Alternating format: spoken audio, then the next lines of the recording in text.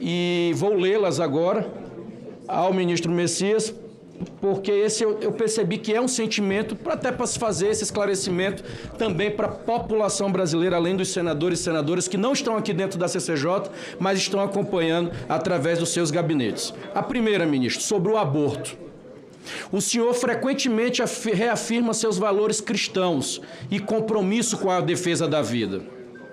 No entanto, durante a sua gestão na AGU, o órgão se manifestou de forma a viabilizar procedimentos de interrupção de gravidez em estágios avançados, inclusive em casos de viabilidade extrauterina. Como o senhor concilia sua base ética e religiosa com a assinatura de atos que facilitam a prática do aborto?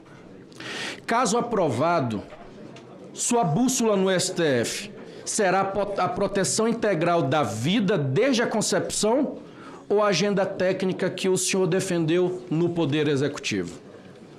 A minha segunda, senhor ministro, ela é considerando as manifestações públicas do 8 de janeiro, Vossa Excelência, como é que Vossa Excelência distingue a atuação jurídica da AGU das medidas de natureza penal que são próprias de outros órgãos?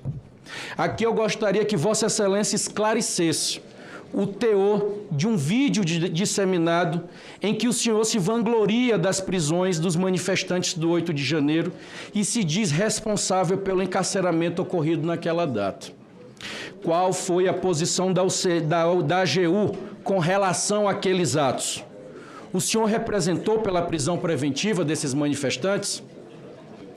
Por último, senhor presidente e senhor ministro, eu quero fazer a pergunta sobre o ativismo judicial.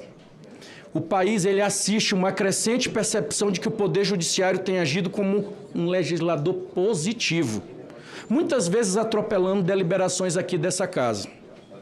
O senhor que participou de negociações complexas com o Executivo, acredita que o STF deve ter limites claros em sua competência para corrigir e interferir em atos de outros poderes?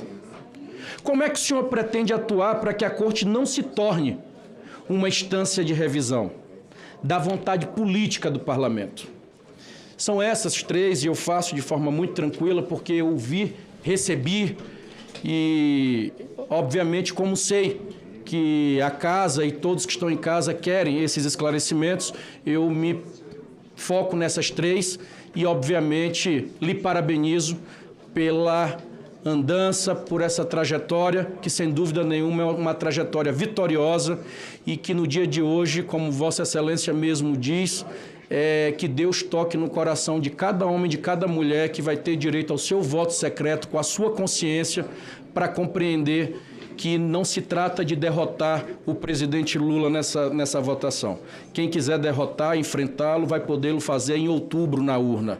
Hoje trata-se de se dizer que encerra-se ou não a carreira de um jovem que começou sem padrinho político, sem ninguém botando a mão por cima, só ele, Deus, a vida, e lutando para passar no seu concurso, para chegar onde chegou e de forma exitosa poder continuar com a sua juventude. Todos aqui que são pais e mães sabem o que eu estou dizendo. Não é justo encerrar a carreira de um jovem como a dele, simplesmente porque queremos derrotar quem nós podemos enfrentar num ringue próprio, que não é esse daqui. Muito obrigado, presidente.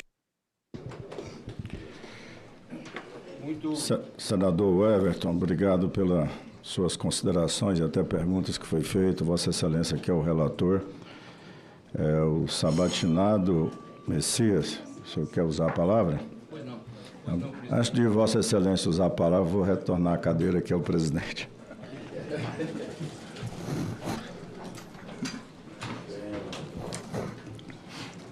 Bom, pois não.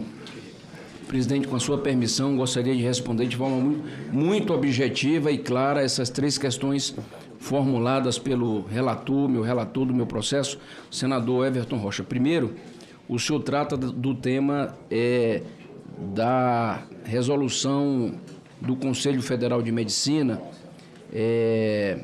cuja a arguição de descumprimento de preceito fundamental 1141 foi apresentada perante o Supremo Tribunal Federal.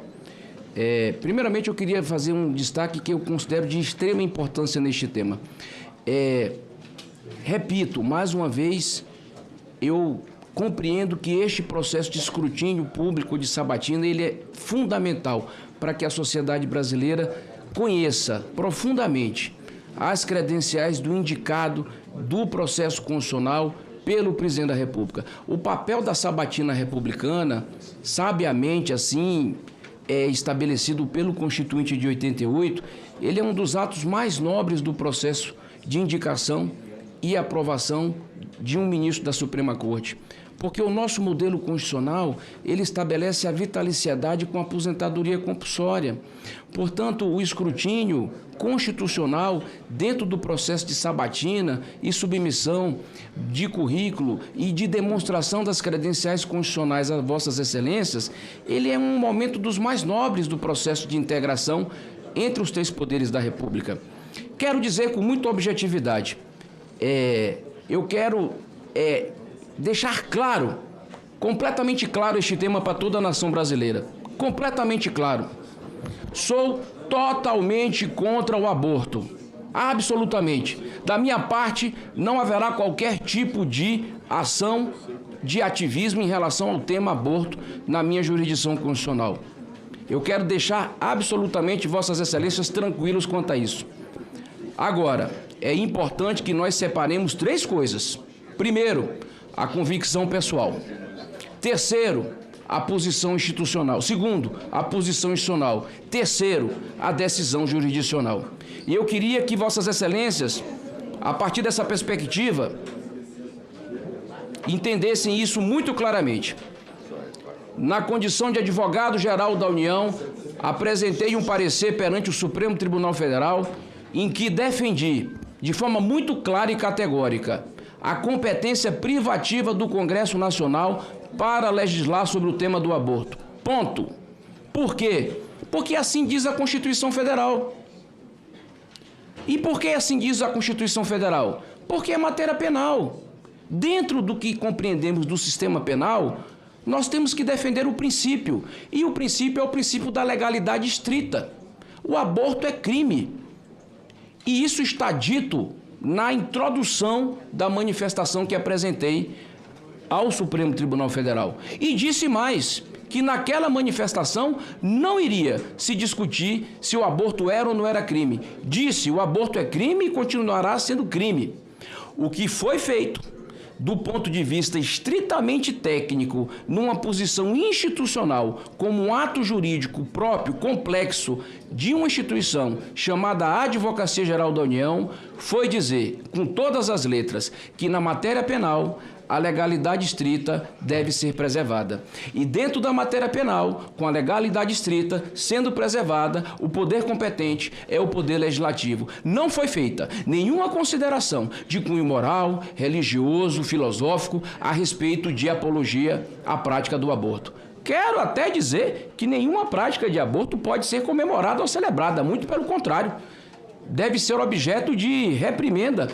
Mas isso é a minha concepção pessoal, filosófica, cristã.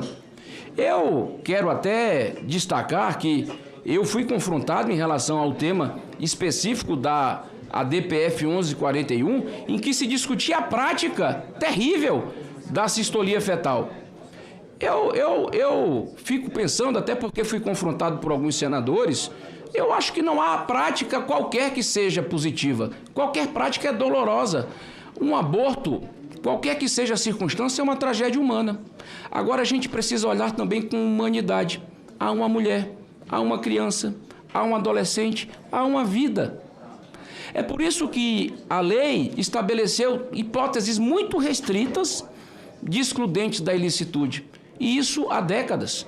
Nós estamos falando quando a mãe, a genitora, corre risco de vida. Nós estamos falando do momento trágico, porque é preciso dizer que precede um crime, o estupro, e, mais recentemente, por decisão do Supremo Tribunal Federal, no caso da anencefalia.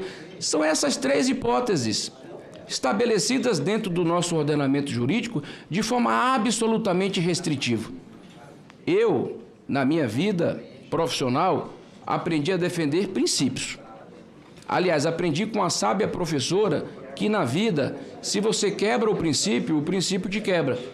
Ou a gente é coerente e defende o princípio da separação de poderes e defende o princípio da legalidade, ou o atalho que se toma pelo direito vai trazer, embora a pretexto de boas causas, a decisões extremamente complexas e perigosas, que criam precedentes muito perigosos.